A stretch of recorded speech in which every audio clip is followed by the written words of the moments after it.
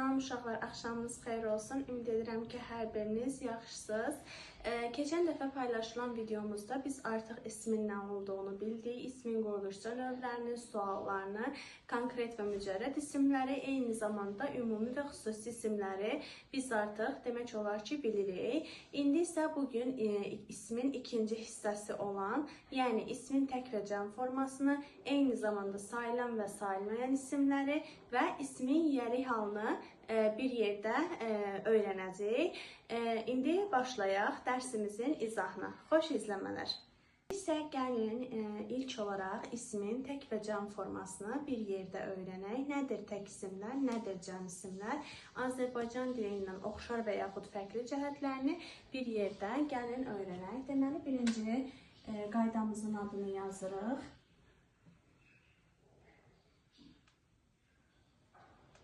Və iki istiqamətə ayırırıq. Deməli, birinci tək isimlər, daha sonra cəm isimlər.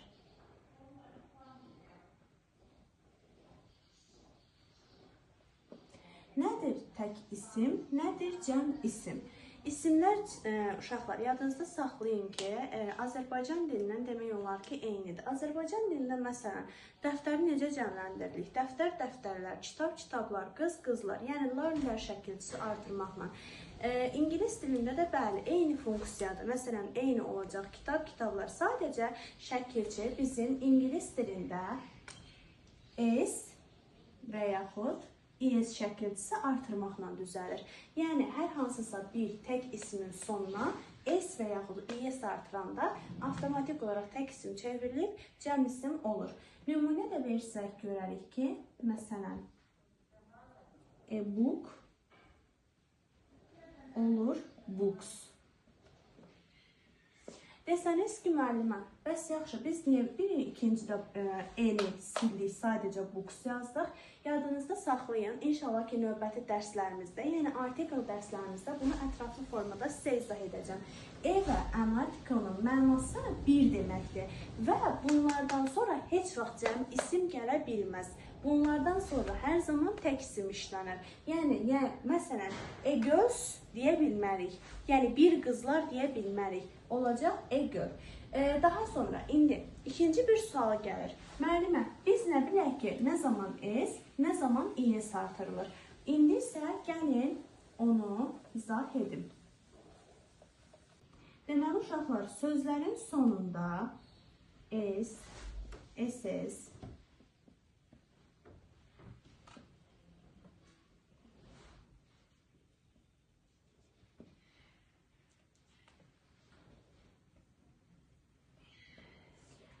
bu gördüklərimizin hər biri sözün sonunda gələrsə, biz bu zaman İS şəkilçisi artırırıq. Əgər bir başqa sonluqlarla bitərlərsə, o zaman isə S artırırıq. Məsələn,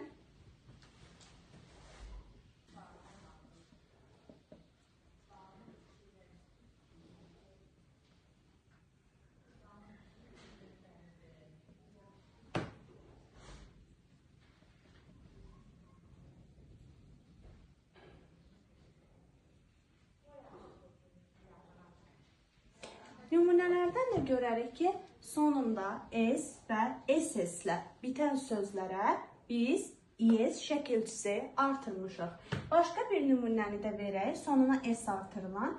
Məsələn, başqa bir nümunə yazalım sizin üçün.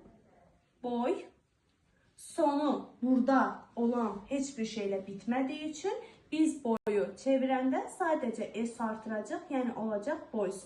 Başqa nümunə deyək, məsələn, pen olacaq pens. Amma uşaqlar, bəzən sonu bunlarla bitməsinə baxmayaraq, bəzi sözlərimiz var ki, İS yox, S artırırıq. Yəni, bu o demək deyil ki, sonu bununla bitən bütün sözlər İS cəmlənir. Xeyr, belə deyil. Gəlin bir yerdə indi istisnalarımıza baxaq.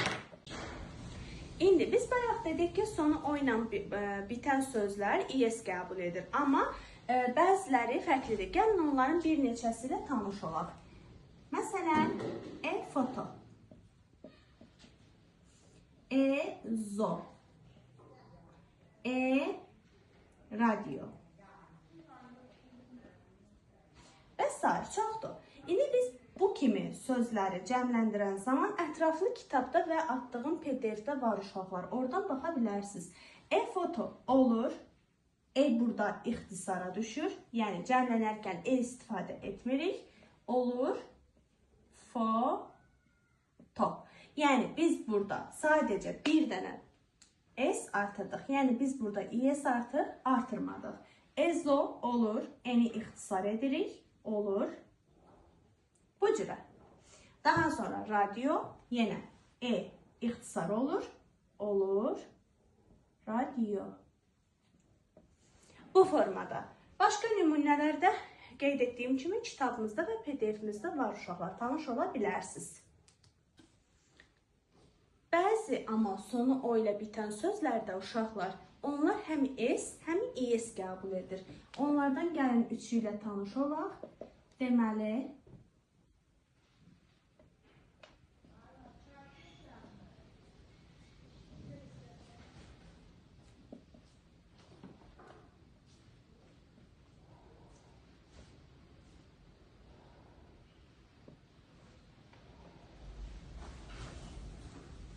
tornado,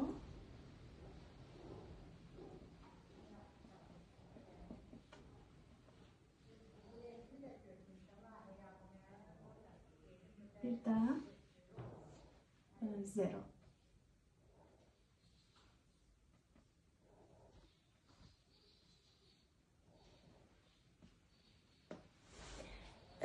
Üçündən tanış olaq. Deməli, hər üç söz həm sonuna S, həm də sözün sonuna ES artıra bilərik. Yəni, hər iki cürəni düz sayırıq. Formanın ən əsas nüansına gəlib çıxdıq. Deməli, biz nələrə diqqət etməliyik? Mən bunu uşaqlara keçən zaman, yəni dərsi keçən zaman etaplara bölmüşdüm. Deməli, biz birinci hissədə cəmlənərkən kökdən dəyişən isimlərə baxacaq. Deməli, cəmlənərkən kökdən dəyişən isimlərin gəlin bir neçəsi ilə tanış olaq. Məsələn, birinci. Mən çevrilir men. İkinci, woman olur woman. Foot yani ayak olur feet. Daha sonra tut diş olur dişler. Ox öküz olur oxen öküzler. Child uşaq olur children. Daha sonra mermey woman foot feet. Sonra goose olur geese. Person olur people. Louse olur lice. Mouse yani sıçan olur bu formada. Sıçan, sıçanlar. Bir də deyirəm uşaqlar. Birinci hissədə yazdıqlarım tək isimlərdir. İkinci hissədə yazdıqlarım, yəni bu formada yazdıqlarım olur cəm isimlər.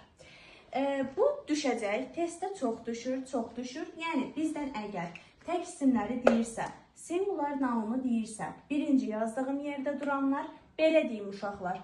Mən uşaqlara belə yadda saxlamalarını deyirəm.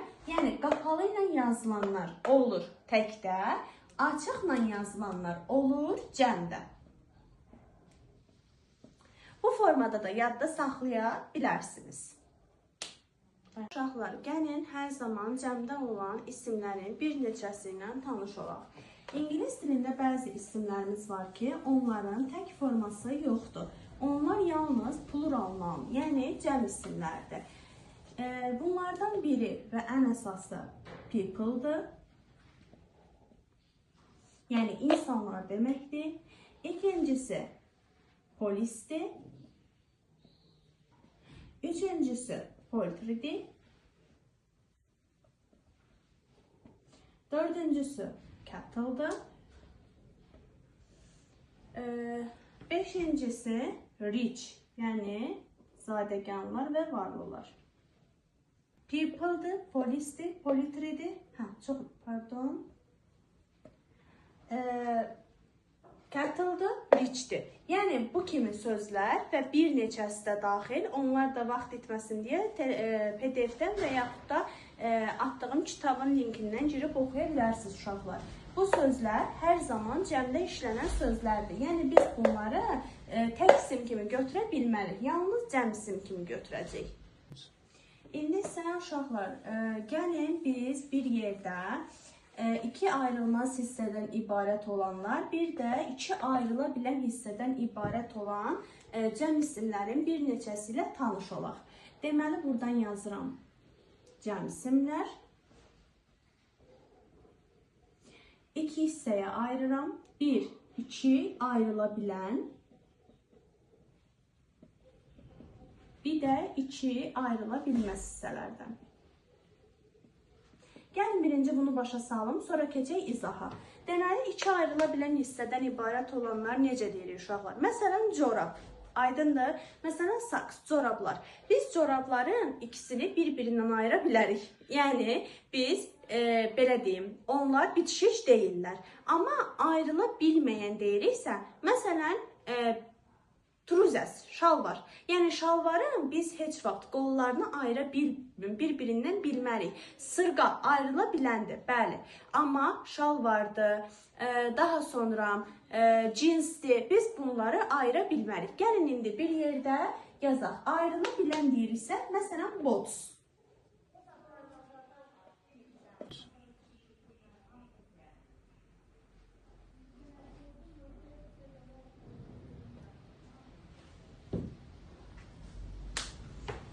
Ayrıla bilən hissədən ibarət olanlara bir neçə nümunə dedim. Botsdur, saksdır və glovdur. Yəni əlcək, corablar və botlar. Bunların hər biri bir-birindən ayrıla bilir. İndi isə gəlin ayrıla bilməyənlərə yazaq.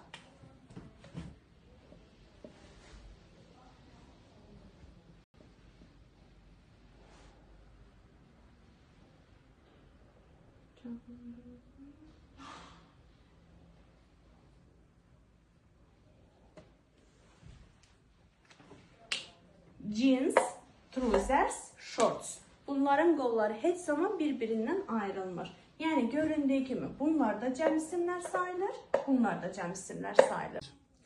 Bayaqları dedik ki, uşaqlar, bəzi isimlər hər zaman cəmdə olur. Amma bəzi isimlərimiz də var ki, onları biz həm cəmdə, həm də təkdə işlədə bilərik. Gəlin onların yenə bir neçəsi ilə tanış olaq. Deməli, məsələn, eşib, qoyun olur, qoyunlar. Ediyə, maral olur, marallar. Fish, balıq olur, balıqlar. Salman,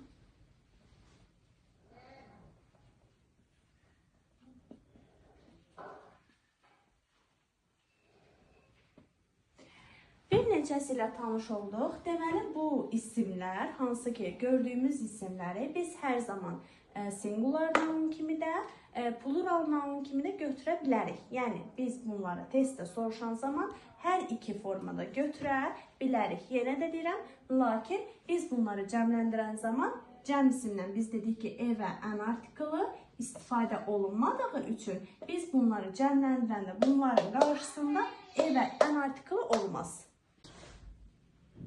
Deməli, uşaqlar, isimlərin ən böyük vacib qaydalarından biri də isimlərin sayıla bilən və sayılmaya bilməyən olmasıdır. Sayılan isimlər countable noun, sayılmayan isimlər isə uncountable noun adlanır. Deməli, nədir sayılan isimlər, nədir sayıla bilməyən isimlər? Birinci gəlin sayıla bilməyən isimləri deyim. Deməli, bizim yediyimiz yeyinti məhsullarıdır, mücərrəd mənalı isimlərdir, daha sonra sport növləridir, oyun növləridir, fən adlarıdır. Hansı ki, bunların hər birini mən PDF-də yerləşdirmişəm. İstəyən hər bir kəs və şagirdlərim həmin o PDF-dən ətraflı baxa bilərlər. Yerdə qalan isimlər isə sayıla bilən isim olur. Deməli, fərq nədədir? Yadınızda saxlayın ki, əsas fərq ondadır ki, e və ən artiklı artiklından sonra sayılmayan isim verə bilmərik. E və ən artiklından sonra biz sayıla bilən və tək isim verə bilərik. Məsələn, sayıla bilən deyiriksə, biz e-book deyə bilərik. Amma e-books, yəni cəmləndirə bilmərik. Daha sonra biz bir sayılan isimdir, milk, məsələn, süd sayılmayan isimdir. Bizim belə bir şey yazmağa və deməyə haqqımız yoxdur. Nə də ki, biz belə bir şey deyə bilmərik. Bir də ki, uşaqlar, sayılmayan isimlər heç vaxt cəmlənə bilməz. Yəni, məsələn, çay. Biz heç vaxt bu formada yaza bilmərik. Daha sonra, məsələn, bread, çörək. Biz çörəyi cəmləndirə bilmərik. Yəni, bizim ixtiyarımız yoxdur. Son dəfə deyirəm, sayılmayan isimləri cəmləndirə və onların qarşısına heç zaman e və ən artiklını qoya bilmərik. Deməli, uşaqlar, bir çox uşaqların yaralı yeri olan və ismin ən əsasını təşkil edən hissəyə gəldik. İsmin yeri halı, yəni the passive case. İndi gəlin bir yerdə nədir ismin yeri halı? Ümumiyyətlə ismin neçə halı olur? Yeri hal necə düzəlir? Təkdə necə olur? Cəmdə necə olur? Bunlar haqqında ətraflı öyrənək. Birinci mövzumuzun adını yazaq.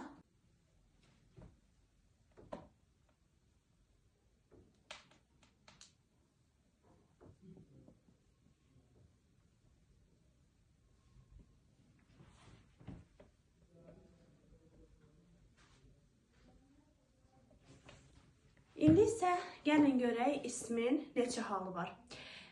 Azərbaycan dilində 6 hal var, amma ingilis dilində qəti belə deyil. İngilis dilində ismin 2 halı var. Birinci hal adlı hal, ikinci hal yeri hal. Adlı hal heç, indi biz əsas mövzu olan yeri halı bilməliyik. Yeri hal uşaqlar 2 yerə bölünür. 1. Canlı ismin yeri halı. 2. Cansız ismin yeri halı. Cansız ismin yeri halı ofla düzəlir. Canlı ismin yeri halı isə təkdə apostrof s, cəmdə isə s apostrofla düzəlir. Yəni apostrof s-dən sonra tək isim, s apostrofdan sonra cəm isim gəlir. İndi gəlin görək nə zaman biz apostrof s veririk, nə zaman biz s apostrof veririk. Birinci qayda keçmişdik ki, cəmlənərkən kökdən dəyişən isimlərdə. Məsələn, mən xatırladım, men. Məsələn, woman, woman. Bir çoxları var idi. Child, children, ox, oxen. Bunların yeri halı hər zaman apostrof s-lə düzəlir. Lakin bir qayda var ki, biz bundan sonra da əgər, məsələn, birincidə təkdirsə də apostrof s verməliyik. Ancaq, yenə, məsələn, nümunədə sizə tam aydın göstərəcəm. Deməli,